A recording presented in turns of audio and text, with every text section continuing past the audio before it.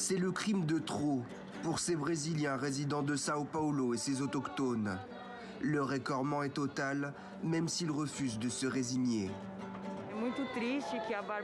C'est très triste. La barbarie est devenue une attitude courante dans notre pays. C'est le résultat d'un gouvernement qui soutient ce type de violence.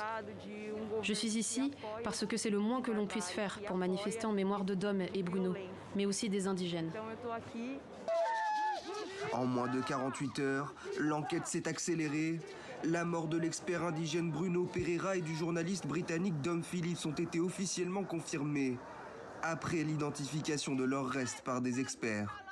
Selon les autorités, tous deux ont été tués par arme à feu.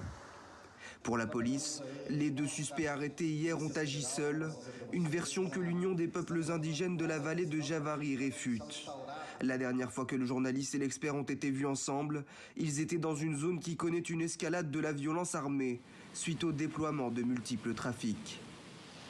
La cruauté du crime montre clairement que Pereira et Phillips ont croisé le chemin d'une puissante organisation criminelle qui a essayé à tout prix de brouiller les pistes pendant l'enquête. L'arrestation d'un troisième suspect il y a quelques heures pourrait ouvrir de nouvelles pistes dans l'enquête, notamment concernant l'hypothèse d'une planification du meurtre par un tel groupe.